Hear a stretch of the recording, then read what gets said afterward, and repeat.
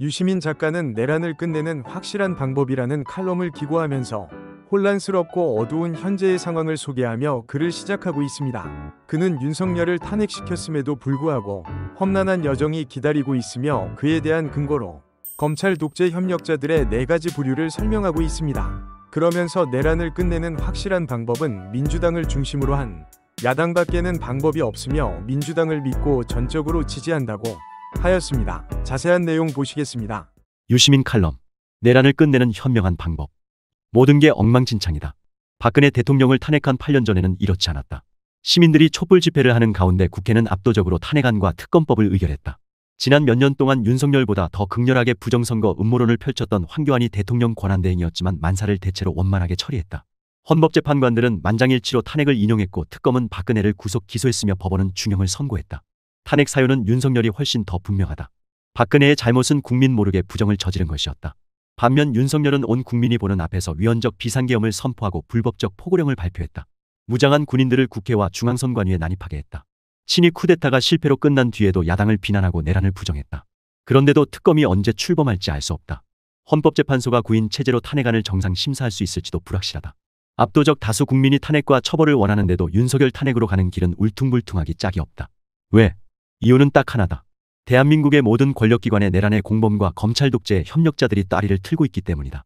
이것이 8년 전과 근본적으로 다른 점이다. 내란 공범이 구속된 조직은 군과 경찰뿐이다. 국방부 장관, 육군 참모총장, 특전사령관, 수방사령관, 방첩사령관, 정보사령관 등 윤석열과 반란을 사전 모의에 병력을 동원한 혐의가 있는 군 관계자들은 검찰이 구속했다. 경찰청장과 서울경찰청장 등은 공수처와 경찰청 국가수사본부가 구속했다. 군과 경찰은 국가의 물리적 강제력을 보유한 조직이다. 쿠데타를 하려면 군과 경찰을 동원해야 한다. 그래서 윤석열은 인사권으로 군과 경찰의 요직에 공범을 심었고 그들을 시켜 국회와 선관위를 파괴하고 사법권을 장악하려 했다. 아직 적발되지 않은 내란 잔당이 난동을 벌일 위험은 있지만 윤석열이 당장 제2의 내란을 일으킬 가능성은 없다. 국회가 직무를 정지시켰고 군과 경찰 수뇌부의 내란 공범이 거의 다 붙잡혔다.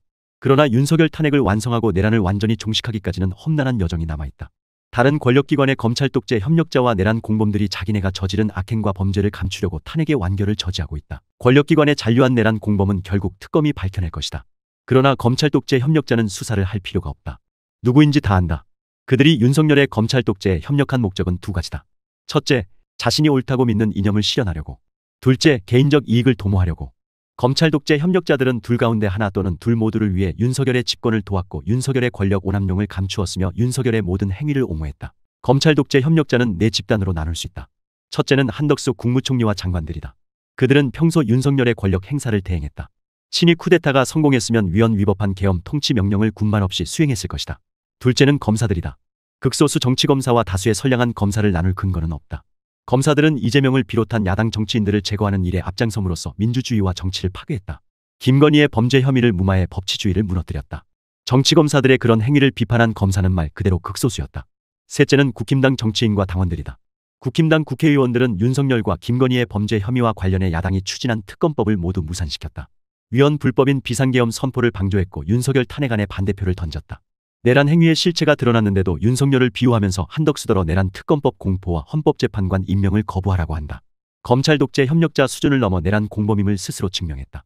당원들은 전당대회를 할 때마다 윤석열이 간택한 후보에게 압도적으로 많은 표를 주어 당대표로 선출했다.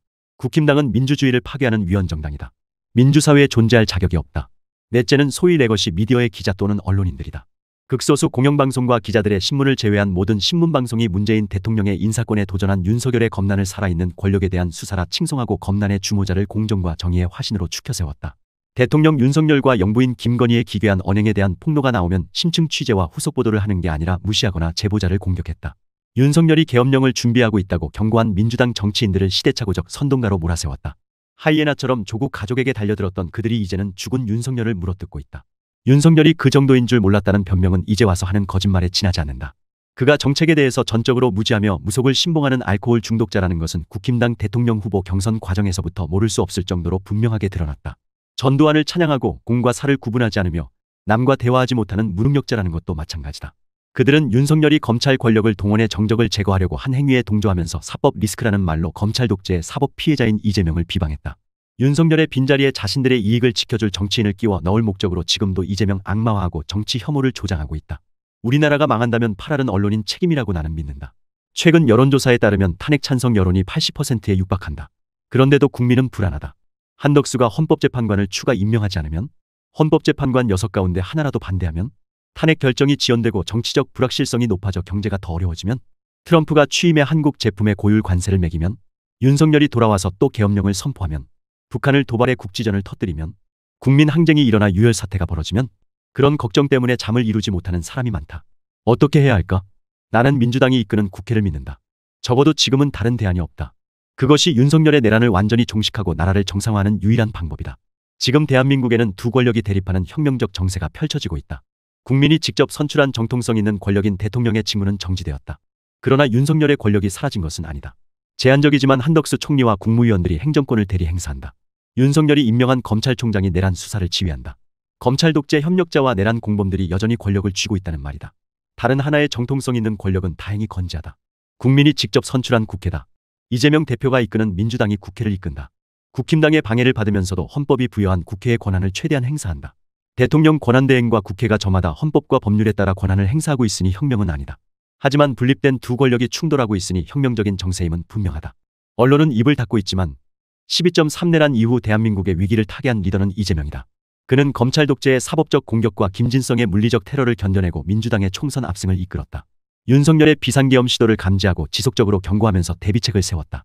야당 국회의원들을 결속해 비상계엄 해제 요구 결의안을 신속하게 의결함으로써 윤석열의 친위 쿠데타를 꺾었고 윤석열 탄핵안을 열흘 만에 가결시켰다. 계엄의 밤에 국회로 달려왔고 날마다 탄핵 촉구 집회를 이어갔던 시민들의 응원에 힘입었지만 민주당의 실력과 이재명의 리더십 또한 인정해야 마땅하다. 민주당은 검찰 독재 협력자와 내란 공범들이 장악한 한덕수 대행체제를 상대로 헌법재판소의 탄핵 결정을 받아내고 내란 특검을 출범시키는 데 필요한 일을 하나씩 해나갈 것이다. 오늘의 시점에서 보면 확고한 헌법적 정통성을 지닌 권력기관은 국회 하나뿐이다. 그 국회를 압도적 과반 의석을 보유한 민주당이 조국혁신당을 비롯한 야당들과 연대해서 운영한다. 민주당 대표 이재명은 확고한 리더십으로 국회를 운영하고 있다. 국민들이 무엇을 불안하게 여기는지 알고 그것을 해소할 전략과 전술을 찾으려고 아이디어를 모은다. 가장 큰 책임을 맡은 정치인으로서 누구보다 치열하게 상황을 진단하고 해법을 모색한다. 나는 불안감이 들면 민주당이 주도하는 야당연합이 내리는 결정을 살핀다. 상황이 시시각각 달라지고 만인이 저마다의 해법을 주장할 때 어느 것이 옳은지 판단하기 어렵지만 공동체의 현재와 미래를 위해 어떤 결정이든 내려야만 할 때 그럴 때 나는 유능하다고 믿을 수 있는 정당과 리더의 판단을 따른다. 지금이 바로 그런 때다. 이 순간 믿을 수 있는 정당은 어디며 리더는 누구인가? 민주당과 이재명이다. 민주당과 연대하는 정당들이다. 그들이 실패하면 대한민국은 몰락의 운명을 피할 수 없다. 민주당이 한덕수에게 24일까지 내란 특검법과 김건희 특검법을 공포하라고 요구했다. 거부할 경우 어떻게 할지는 모른다. 국무총리를 탄핵하든 다른 조처를 하든 나는 민주당이 하는 결정을 전적으로 지지하려고 한다. 획득한 모든 정보를 토대로 선택할 수 있는 대안을 모두 검토한 끝에 내린 최선의 결론이라고 받아들이겠다는 뜻이다. 멀리서 공개된 정보만으로 판단하는 비평가보다는 이재명과 민주당 지도부가 더 나은 결정을 하지 않겠는가. 이것이 내가 찾은 윤석열의 내란을 끝내는 현명한 방법이다.